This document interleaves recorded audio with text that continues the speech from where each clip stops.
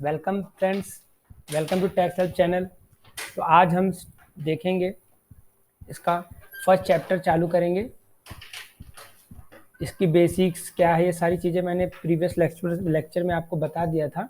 तो आज हम बेसिक्स ऑफ डेरिवेटिव्स का पॉइंट 1, 2 और 3 that is basics of derivative, derivative market, history and evolution and Indian derivative markets, ये 3 टॉपिक हम इस वीडियो में कवर करेंगे।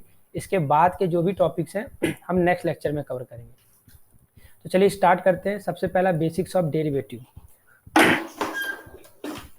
तो बेसिक्स ऑफ डेरिवेटिव्स में हमें सबसे पहला पॉइंट जो आता है वो ये है कि ये जो डेरिवेटिव्स है ये क्या होता है, बट व्हाट इज डेरिवेटिव। तो पहले हमें डेरिवेटिव समझना पड़ेगा, उसके बाद हम ये सारी चीजें देख पाएंगे। तो derivative is a contract or a product whose value is derived from value of some other asset known as underlying। तो यहाँ पर अगर हम डेरिवेटिव्स को समझें तो derivative is nothing but a contract. Contract product, हम ये प्रोडक्ट भी कह सकते हैं, कॉन्ट्रैक्ट भी कह सकते हैं, जिसका मतलब अगर हम हिंदी में देखें सॉरी, तो जब हम कुछ चीज़ खरीदने के लिए या कोई काम करने वाले होते हैं तो उसके लिए जब दो लोग मिलकर कोई कॉन्ट्रैक्ट करते हैं। कॉन्ट्रैक्ट क्या हो सकता है कि हाँ सपोज उसमें टर्म्स एंड कंडीशंस होंगी, उसमें कुछ काम करना होगा, उसके लिए हम कितने पैसे चुकाएंगे, वो सारी चीज़ें हो सकती हैं। तो कॉन्ट्रैक्ट का मतलब क्या है, जब दो लोग मिलके कोई चीज़ या कोई भी ट्रांजैक्शन वगैरह करते हैं जिसकी टर्म्स एंड कंडीशंस को वो क्या करते हैं, कॉन्ट्रैक्ट के टाइम पर ही सारी टर्म्स एंड कंडीशंस बना लेते हैं कि कब क्या करना है, कैसे करना है, कौन पैसे देगा, कितने पैसे देगा, कैसे देगा, हम उसे कहते हैं कॉन्ट्रैक्ट। तो डेरिवेटिव भी जस्ट लाइक कॉन्ट्रैक्ट होता है और हम उसे प्रोडक्ट भी कह सकते हैं। प्रोडक्ट कैसे, जैसे हम कोई चीज़ को खरीदते हैं या बेचते हैं, तो जिस चीज़ को हम खरीद रहे हैं या बेच रहे हैं तो वो चीज़ हो जाती है एक प्रकार से प्रोडक्ट। तो डेरिवेटिव को हम प्रोडक्ट के जैसा भी समझ सकते हैं, ठीक है। तो डेरिवेटिव इज अ कॉन्ट्रैक्ट और a product whose value is derived from value of some other asset known as underline.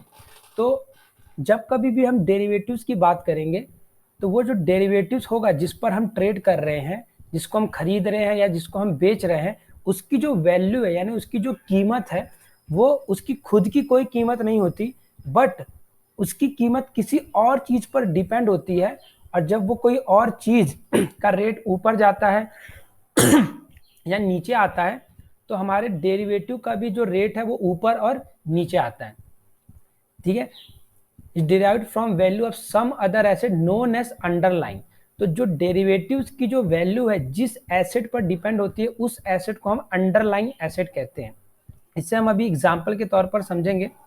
अभी फिलहाल आप डेफिनेशन को देख लीजिए, ठीक है। तो ये derivatives are based on wide range of underline asset. तो जो हमारे इंडिया में या इंडिया के बाहर में भी जो डेरिवेटिव्स ट्रेड होते हैं वो बहुत सारे एसेट्स हैं, बहुत सारी चीज़ें हैं जिसके ऊपर उन डेरिवेटिव्स वगैरह के प्रोडक्ट बने हुए हैं और डेरिवेटिव्स में ट्रेडिंग होती है। तो इसके एग्जाम्पल हम अगर देखेंगे तो जस्ट मेटल्स में अगर हम बात करें, जैसे गोल्ड है, सिल्वर, एल्युमिनियम, कॉपर, जिंक, निकल, टीन, लीड, तो इतने हमारे मेटल्स हैं जिस पर डेरिवेटिव्स ट्रेडिंग होती है। उसी तरीके से एनर्जी रिसोर्सेज हैं, जैसे ऑयल है, क्रूड ऑयल, प्रोडक्ट, क्रैक्स, कोल पर, इलेक्ट्रिसिटी, नेचुरल गैसेस एक्सेट्रा, इस तरह के कुछ एनर्जी रिसोर्सेज हैं जिस पर डेरिवेटिव ट्रेडिंग होती है। इसके बाद एग्रीकल्चर कमोडिटीज है such as wheat, sugar, coffee, cotton, pulses, तो इस तरह के कुछ एग्रीकल्चर कमोडिटीज है जिस पर डेरिवेटिव ट्रेडिंग होती है। नाउ आते हैं हम financial assets such as shares, bonds, foreign exchange. Foreign exchange it means dollars वगैरह जो करेंसीज होती है उस पर, तो इन पर भी होती है। तो बेसिकली हमारा ये जो पूरी बुक है इक्विटी डेरिवेटिव, ये हमारी फाइनेंशियल एसेट्स जिसपे शेयर्स होते हैं इस पर डिफाइंड है।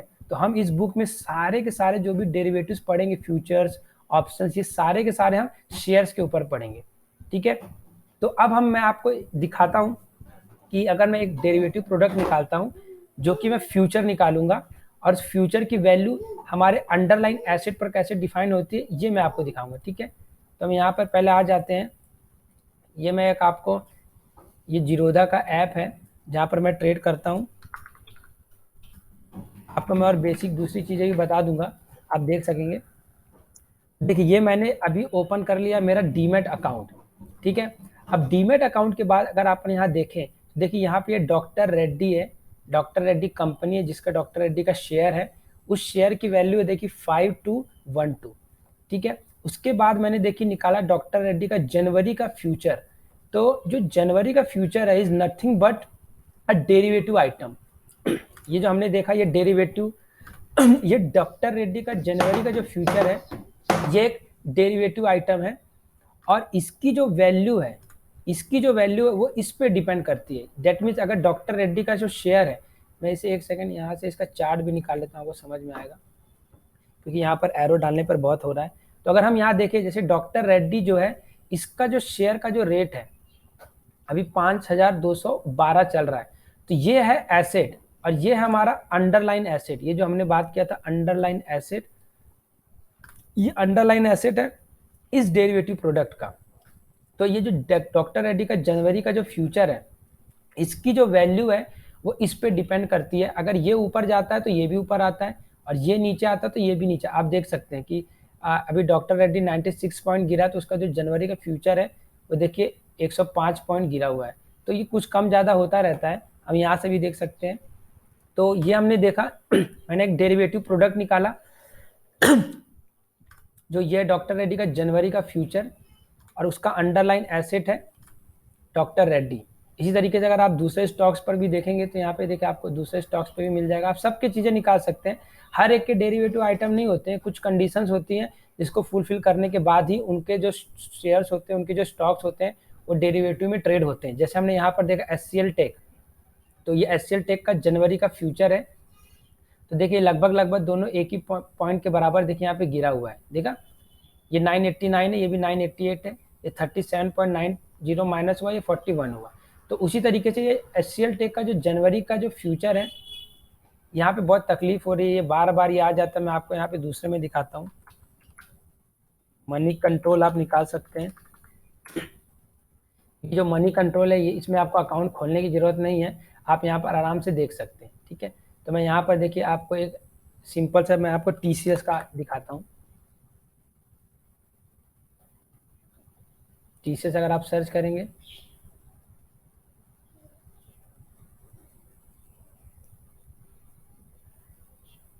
देखिए ये जो टाटा कंसल्टेंसी सर्विसेज लिमिटेड ये इसका शेयर है, तो ये है underline asset. Underline asset in the sense जिसकी वैल्यू डिपेंड करती है, तो इसे हम कहेंगे ये कंपनी का शेयर है। और इसके अगर मैं डेरिवेटिव आइटम्स की बात करूं, तो हम जैसे यहाँ पर नीचे आएंगे,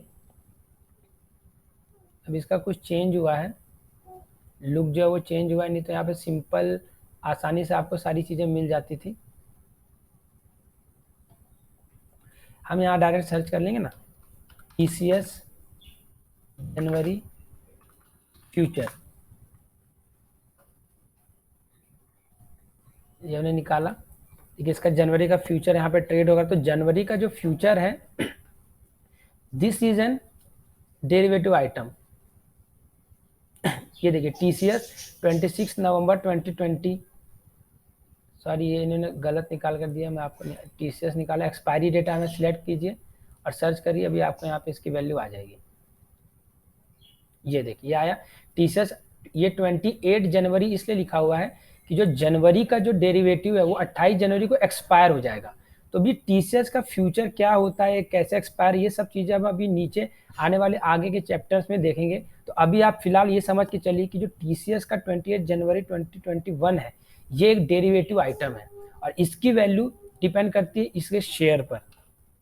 हमने निकाला था TCS का ये, ठीक है। तो अगर ये TCS का शेयर ऊपर जाता है तो ये देखिए इसका डेरिवेटिव प्रोडक्ट भी ऊपर जाएगा, और अगर TCS का शेयर नीचे आता है, देखिए 17 माइनस हुआ कल, तो ये भी माइनस आएगा। तो इस डेरिवेटिव की जो रेट है वो डिपेंड करता है इस अंडरलाइन एसेट पर, ठीक है। तो ये मैंने आपको देखिए समझा, इस तरीके से आप बहुत सारे शेयर्स हैं जिस पर ट्रेड होते हैं ऐसे डेरिवेटिव्स। अभी मैंने आपको फ्यूचर का एग्जांपल दिया, इसी तरीके से ऑप्शंस भी होते हैं, तो हम वो अभी आगे देखेंगे आने वाले चैप्टर्स में डिटेल में। तो अभी आप ये समझ गए होंगे कि डेरिवेटिव क्या होता है। Derivative is just an instrument जिसे हम कॉन्ट्रैक्ट और प्रोडक्ट की तरीके से उसमें को हम खरीदते हैं, उसको बेचते हैं, जिस पर हम प्रॉफिट करते हैं, ठीक है। तो ये होता है डेरिवेटिव। जो कि काफ़ी चीज़ों पर ट्रेड होता है, like metals, energy resources, agriculture commodities, financial assets, जिस पे हमारा मोस्टली ये पूरी बुक शेयर्स पर कवर होती है। ठीक, तो ये था हमारा पहला topic, basics of derivatives. Now अब आते हैं आगे, जो है derivative market history and evolution. तो डेरिवेटिव मार्केट की हिस्ट्री क्या है, ये कैसे इवॉल्व हुआ, ये सब चीज़ें हम यहाँ पर देखेंगे। तो history of derivative may be mapped back to several centuries. Some of the specific milestones in evolution of derivative market worldwide are given below. तो हमें तो ऐसा लगता है कि देखिए हमने अभी अभी सुना कि डेरिवेटिव क्या होता है, फ्यूचर्स क्या होते हैं, ऑप्शंस क्या होते हैं, तो हमें लगता है ये अभी अभी बना होगा, बट ऐसा नहीं है। ये बहुत सालों पहले से ही डेरिवेटिव्स वगैरह पे ट्रेडिंग होना शुरू हो गई थी। देखिए यहाँ पे एग्जांपल है, 12th सेंचुरी में सबसे पहले यूरोपियन ट्रेड फेयर्स ने सेलर साइन किया था contract promising future delivery of the item they sold. इसका मतलब कैसा है कि इन्होंने अभी यहाँ पर एक कॉन्ट्रैक्ट हुआ था 12th सेंचुरी में, जिसमें सेलर ने एक कॉन्ट्रैक्ट किया था और उसमें प्रॉमिस किया था कि मैं फ्यूचर में जस्ट लाइक 1 महीना बाद या 2 महीना बाद 3 महीने बाद जो भी आइटम मैंने अभी बेचा है, बट मैं उसकी जो डिलीवरी वो आपको 1 महीने बाद या 2 महीने बाद, जो भी एग्जाम्पल में ले सकते हैं, मैं बाद में दूंगा। तो उसमें क्या हुआ, हमारे टर्म्स एंड कंडीशन आज बन गए, हमारा प्राइस आज सेटल हो गया, और डिलीवरी जो है मैं वो 2 महीने बाद दूंगा या 3 महीने बाद दूंगा। तो ये जो ट्रेड बना पूरा, ये डेरिवेटिव ट्रेड बन गया। उसी तरीके से 13th सेंचुरी में there are many example of contract entered into by English Cistercian monasteries whose frequently sold their wool up to 20 year in advance to foreign merchants. यहाँ पर देखिए उन्होंने 20 साल पहले ही एडवांस में कुछ इनके ये वूल्स हैं इन्होंने बेचा था। उसी तरीके से 6034 tulip mania and Holland future fortune were lost in after speculation boom in tulip future house. इसी तरीके से 17th सेंचुरी में भी ट्रेड हुआ। देन 1848 में Chicago board of trade facilitated trading of forward contract on various commodities. यहाँ 1848 में Chicago board ने सबसे पहले फैसिलिटेट करा था फॉरवर्ड कॉन्ट्रैक्ट की ट्रेडिंग ऑन कमोडिटीज में, जो कि ट्रेडिंग प्लेटफॉर्म पर ट्रेड होगी। वैसे ही 1865 में भी देखिए यहाँ पर हुआ था, फ्यूचर कॉन्ट्रैक्ट वगैरह स्टार्ट हुए, went a step further and listed the first exchange traded derivative contract in the US. तो यूएस में सबसे पहला exchange traded derivative contract listed हुआ, और उसे हम कहते थे फ्यूचर कॉन्ट्रैक्ट, जो भी मैंने आपको एक एग्जांपल दिखाया था। हम इसके बारे में भी आगे देखेंगे। फिर 1999 में Chicago butter and egg board ने sign off a CBOT was reorganized to allow future trading. Later its name was changed to Chicago Mercantile Exchange. 72 में भी इसी तरीके से Mercantile Exchange introduced International Monetary Market IIM which allowed trading in currency futures. यहाँ पर देखिए currency futures में, currency आपने जानते होंगे डॉलर, रुपये, पाउंड, उसे हम करेंसी कहते हैं। तो 1972 में करेंसी फ्यूचर्स स्टार्ट हुए थे। तो इस तरह से इसकी काफ़ी हिस्ट्री है, आप ये पढ़ लीजिएगा। हम आते हैं इसके आगे, factors influencing the growth of derivative market globally. अब ऐसे कौन से फैक्टर्स हैं जिन्होंने डेरिवेटिव मार्केट को ग्लोबली इन्फ्लुएंस किया इसकी ग्रोथ पर। तो यहाँ हम पढ़ेंगे over the last 4 decade. 1 decade का मतलब होता है 10 ईयर्स, तो 4 डिकेड मतलब 40 साल। तो over the last 40 years derivative market has seen a phenomenal growth. तो पिछले 40 सालों में काफ़ी अच्छी ग्रोथ हुई है। Many derivative contracts were launched and exchanged across the world। तो नए नए काफ़ी डेरिवेटिव कॉन्ट्रैक्ट्स जो हैं वो एंटायर वर्ल्ड में लॉन्च हुए। Some of the factor driving the growth of financial derivatives are पहला है increased fluctuation in underlying asset prices in financial market. तो जो हमने अंडरलाइन एसेट की बात किया, उनकी जो फ्लक्चुएशन है, उनकी जो मूवमेंट है, जो प्लस होते हैं माइनस होते हैं, वो काफ़ी इंक्रीज हो गई है, काफ़ी इंक्रीज फ्लक्चुएशन। उसकी वजह से डेरिवेटिव मार्केट्स में भी काफ़ी ग्रोथ हुई है। वही इस तरीके से कि अगर आप अंडरलाइन एसेट 10 रुपये बढ़ता है, आप उसके डेरिवेटिव्स को अगर खरीदते हैं तो 10 पॉइंट अगर बढ़ता है तो आपको उसमें काफ़ी अच्छा प्रॉफिट हो जाता है। वो हम आगे फ्यूचर्स में देखेंगे कैसे होता है, बट अभी आप यहाँ इतना जान जाए कि इनकी फ्लक्चुएशन की वजह से भी डेरिवेटिव में काफ़ी ग्रोथ हुई है। Integration of financial market globally. Integration का मतलब होता है मिलना। तो जो फाइनेंशियल मार्केट है ग्लोबल के, वो अभी सब एक दूसरे से लिंक हो गए हैं। लिंक मतलब डिपेंडेंट भी होते हैं। कई बार इंडियन मार्केट यूएस मार्केट के डिपेंडेंट चलता है। अगर वहाँ का मार्केट ऊपर होता है, अच्छा होता है, तो हमारा मार्केट भी ऊपर ही जाएगा। उसकी वजह से भी हमारे यहाँ पर डेरिवेटिव्स काफ़ी इम्प्रूव है ट्रेडिंग करना। थर्ड है use of latest technology in communication has help in reduction of transaction cost. तो देखिए पहले जो ट्रेड होते थे वहाँ पर हमारे पास सिस्टम नहीं हुआ करते थे, वहाँ पर सब मैनुअल ट्रेड हुआ करते थे। शेयर्स आप जब भी खरीदते थे तो आपको शेयर सर्टिफिकेट मिलता था, आपको कंपनी में जाकर खरीदना पड़ता था, काफ़ी वहाँ पे डॉक्यूमेंटेशन पार्ट होते थे। बट अभी जैसे जैसे साइंस बढ़ा है, कंप्यूटर बढ़ा, तो अभी कैसा है हमें उतनी प्रोसेस करने की ज़रूरत नहीं पड़ती, हम सारा का सारा ट्रेडिंग ऑनलाइन ही कर लेते हैं। हमें डीमैट अकाउंट खोलना पड़ता है, हम सीधा ऑनलाइन शेयर्स खरीद लेते हैं, तो काफ़ी आसान हो गया। उसी तरीके से अभी हम जो ट्रांजैक्शन कॉस्ट है, डेट मीन्स एक शेयर्स को खरीदने के लिए पहले जो बहुत सारे चार्जेस हमें लग जाते थे वो अभी काफ़ी रिड्यूस हो गए हैं। ठीक है, तो इसकी वजह से भी हमारे डेरिवेटिव मार्केट काफ़ी ग्रोथ हुई है। फोर्थ है enhance understanding of market participant और sophisticated risk management tool to manage risk. तो एनहांस मतलब बढ़ना, अंडरस्टैंडिंग ऑफ मार्केट पार्टिसिपेंट, तो मार्केट पार्टिसिपेंट्स वो होते हैं जो शेयर मार्केट में काम करते हैं। काम करते हैं मतलब वेरियस फील्ड, जैसे स्टॉक, अपना स्टॉक एक्सचेंज हो गए, ब्रोकर्स हो गए, डिपॉजिटरीज हो गए, पार्टिसिपेंट्स हो गए। तो इस तरीके से काफ़ी मार्केट पार्टिसिपेंट्स हैं, तो उनकी जो अंडरस्टैंडिंग है मार्केट को लेके काफ़ी इम्प्रूव हो गई है, और काफ़ी अच्छे अच्छे रिस्क मैनेजमेंट टूल अभी यहाँ पर आ गए हैं जो पूरे रिस्क को मैनेज कर लेते हैं कि हमें क्या बनाएंगे, हम क्या करेंगे तो जिसकी वजह से रिस्क हमारा कम होगा, हम कौन से ऐसे इंस्ट्रूमेंट्स लाएं जिसमें ज़्यादा अच्छा ट्रेडिंग होगा बट इन्वेस्टर का जो रिस्क है वो भी कम होगा। तो इस तरह के काफ़ी अच्छे अच्छे टूल्स आ गए हैं, तो इनकी वजह से भी डेरिवेटिव में भी काफ़ी ट्रेडिंग बढ़ गई है। लास्ट है frequent innovations in derivative market and newer application of product. तो हमने अभी आप बात की कि frequent innovation in derivative market, जैसे पहले कुछ प्रोडक्ट पर ही डेरिवेटिव मार्केट में ट्रेड होता था, फिर देखिए करेंसी में आया, स्टॉक्स में आया, मेटल्स में आया, तो बहुत ही इनोवेशन हुआ है, नए नए तरीके के डेरिवेटिव मार्केट आए हैं, न्यू न्यू टाइप के प्रोडक्ट पर भी डेरिवेटिव वगैरह बन गए, उनके भी इंस्ट्रूमेंट बन गए, उस पर भी ट्रेडिंग होती है, तो काफ़ी इम्प्रूव हुआ इसकी वजह से। तो ये कुछ हमारे फैक्टर्स थे जो कि इन्फ्लुएंस करते हैं ग्रोथ ऑफ डेरिवेटिव मार्केट को ग्लोबली। ठीक है, अब आते हैं इस वीडियो के लास्ट टॉपिक पे जो है इंडियन डेरिवेटिव मार्केट। अब हमारा इंडिया का डेरिवेटिव मार्केट कैसे हुआ, क्या हुआ है ना, तो ये अब हम देखते हैं। तो initial step toward introduction of derivative trading in India, SEBI setup 24 member committee. तो सेबी आपको पता है securities exchange board of India, जो रेगुलेटर है इंडिया में सिक्योरिटीज मार्केट के लिए, तो उन्होंने 24 मेंबर्स की कमेटी बिठाई under the chairmanship of doctor LC Gupta on November 18, 1996। यहाँ पर उनको एक कमेटी बनाई जिसका चेयरमैन इनको रखा गया एलसी गुप्ता को, और उन्हें कहा गया कि आप डेवलप करिए appropriate regulatory framework for derivative trading in India. Framework मतलब एक ऐसा सिस्टम जिसमें प्रॉपर तरीके से ट्रेडिंग हो सके। ठीक है, तो द कमेटी सबमिट किया उन्होंने 1998 में 17 मार्च को उन्होंने अपनी रिपोर्ट सबमिट की, और उसमें रिकमेंड किया कि derivative should be declared at securities. तो जो डेरिवेटिव है उसको हम सिक्योरिटीज कहेंगे, दैट इज नाम, सिर्फ डेरिवेटिव्स को हम सिक्योरिटीज कहेंगे, so that regulatory framework applicable to trading of securities could also govern trading of derivatives. वो इसलिए कि देखिए सिक्योरिटीज के ऊपर पहले से रूल्स बने हुए हैं, प्रोविजंस बने हुए हैं, तो अगर हम डेरिवेटिव्स का नाम सिक्योरिटीज बदल के रख देते हैं तो जो भी रूल्स और रेगुलेशन सिक्योरिटीज को लगते थे वो हमारे डेरिवेटिव प्रोडक्ट्स को भी वही सेम और रूल्स और रेगुलेशंस लगने लगेंगे, तो हमें कोई नया एक्ट या नया रूल्स बनाने की जरूरत नहीं पड़ेगी।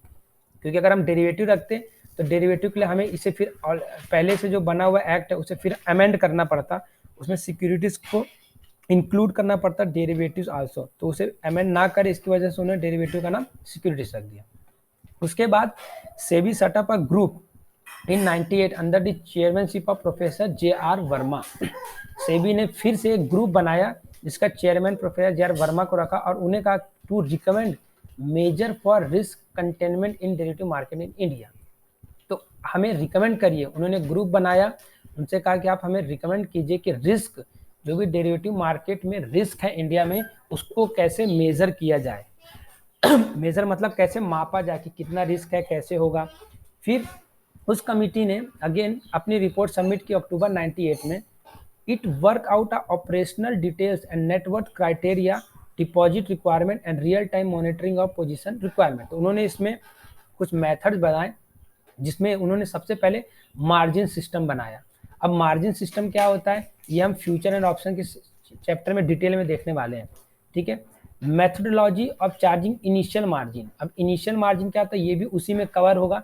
आप अभी फिलहाल इतना जान लीजिए कि ये कुछ मेजर्स बनाए गए थे, जिन मेजर से हम डेरिवेटिव मार्केट में इंडिया में हम आसानी से क्या रिस्क है, कैसे ट्रेड किया जाएगा, कितना बेनिफिट होगा, वो सारी चीज़ों को हम मेजर कर सकते हैं। फिर membership detail and network criteria, ये सब हम उसमें आगे देखेंगे।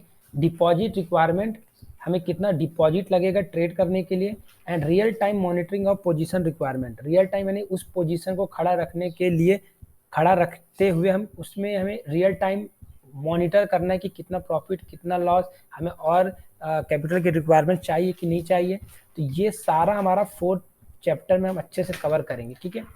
तो उन्होंने ये सारे मेजर्स बनाए। फिर 99 में securities contract regulation act amend किया गया, जिसमें इंक्लूड किया derivatives with in the domain of securities. तो ये सिक्योरिटीज कॉन्ट्रैक्ट रेगुलेशन एक्ट है, इसको पहले से ये बना हुआ था, उसे अमेंड किया गया और सिक्योरिटीज के अंदर में डेरिवेटिव आइटम को कवर किया गया। And regulatory framework was developed for governing derivative tradings, उन्होंने और डेरिवेटिव्स को ट्रेड करने के लिए क्या रेगुलेटरी फ्रेमवर्क है उसे भी डेवलप किए गए। फिर मार्च 2000 में government repealed a 3 decade old notification which prohibited forward trading in security. फिर उसके बाद मार्च 2000 में गवर्नमेंट रिपील्ड मतलब उन्होंने वापस ले लिया क्या, 3 डिकेड ओल्ड नोटिफिकेशन, 30 साल पुराना जो नोटिफिकेशन था जो प्रोहिबिट करता था, प्रोहिबिट मतलब रोकता था forward trading in securities, securities में फॉरवर्ड ट्रेडिंग करने को पहले पाबंदी लगी हुई थी, तो उसको गवर्नमेंट ने विड्रॉ किया मार्च 2000 में। Now the exchange traded derivative started in India in June 2000। तो जो एक्सचेंज ट्रेडेड होते हैं, एक्सचेंज ट्रेडेड मतलब कि स्टॉक एक्सचेंज होता है, वहाँ पर हमारे जो भी डेरिवेटिव्स हैं उनकी ऑनलाइन ट्रेडिंग होती है। जैसे मैंने आपको यहाँ पे देखिए दिखाया था कि ये देखिए जो शेयर्स का रेट आपको यहाँ पे दिखाई दे रहा है ना, ये एक्सचेंज ट्रेडेड है। ये देखिए एनएससी पर लिस्टेड है, बीएससी पर भी ये लिस्टेड है। तो इस स्टॉक एक्सचेंज में ये शेयर्स लिस्टेड है, लिस्टेड मतलब वहाँ रजिस्टर्ड है। अब यहाँ रजिस्टर्ड होने की वजह से हम इसका रेट भी देख सकते हैं, सेल परचेस हमें क्या करना, हम यहाँ पे सारी चीज़ें ऑनलाइन कर सकते हैं। तो इसे कहते हैं एक्सचेंज ट्रेडेड शेयर। तो यही बात हो रही है, एक्सचेंज ट्रेडेड डेरिवेटिव स्टार्ट हुआ इंडिया में 2000 में with SEBI permitting BSE and NSE to introduce equity derivative segment. तो BSE is a Bombay stock exchange, NSE is an national stock exchange. तो इनको सेबी ने परमिट किया कि आप इंट्रोड्यूस करिए equity derivative segment. To begin with SEBI approve trading in index future contract based on CNX Nifty and BSE Sensex. इसके साथ में ही सेबी ने अप्रूव कर दिया इंडेक्स फ्यूचर पर भी ट्रेडिंग करना। अब इंडेक्स फ्यूचर क्या होता है ये हम नेक्स्ट चैप्टर में डिटेल में पढ़ेंगे। This is also a derivative item, index future contract based on CNX Nifty. CNX Nifty मतलब जो हमारा निफ्टी 50 उसकी बात हो रही है, और यहाँ पे बीएससी का जो सेंसेक्स है उसकी बात हो रही है। तो ये हम अभी नेक्स्ट चैप्टर में देखेंगे कि इंडेक्स क्या होते हैं, इंडेक्स फ्यूचर्स क्या होते हैं, ठीक है। विच कमेंस ट्रेडिंग इन जून 2000, जून 2000 से इन इंडेक्स फ्यूचर पर भी ट्रेडिंग शुरू हो गई। लेटर बाद में trading in index option commenced in June 2001। 2001 में इंडेक्स ऑप्शंस पे ट्रेडिंग शुरू की, यहाँ पर इंडेक्स फ्यूचर में किया था। अब यहाँ पर इन्होंने 2001 से इंडेक्स ऑप्शन में भी कर दिया। अब ऑप्शंस क्या होते हैं हम आगे आने वाले चैप्टर में डिटेल में पढ़ेंगे। And trading in options on individual stock commenced in July 2001। फिर जून के बाद सीधा नेक्स्ट मंथ से इन्होंने ऑप्शंस, यहाँ पर इंडेक्स की बात हो रही थी, यहाँ पर इंडिविजुअल स्टॉक्स के ऑप्शंस पर भी ट्रेडिंग शुरू कर दी। फिर उसके बाद future contracts on individual stock started in November 2001। फिर future contracts on individual stock, यहाँ पे स्टॉक्स में पहले उन्होंने ऑप्शंस बनाए, ऑप्शंस बनाने के बाद यहाँ पर इन्होंने फ्यूचर पर भी स्टार्ट कर दिया। फिर ये MCX renamed as MSCI started trading in all these products, the future and option in index SX40 and individual stock in February 2000। तो ये जो MCX है ये कमोडिटीज़ के लिए, जो जहाँ पर जितने भी कमोडिटीज़ वगैरह ट्रेड होती है उन्होंने 2013 से कमोडिटी पे भी स्टार्ट कर दिया। ठीक है, तो ये हमारी इंडियन डेरिवेटिव मार्केट की हिस्ट्री थी। अब इसके बाद में यहाँ से प्रोडक्ट्स इन डेरिवेटिव मार्केट से हम नेक्स्ट लेक्चर में देखेंगे। तो चलो मिलते हैं नेक्स्ट लेक्चर में, थैंक यू।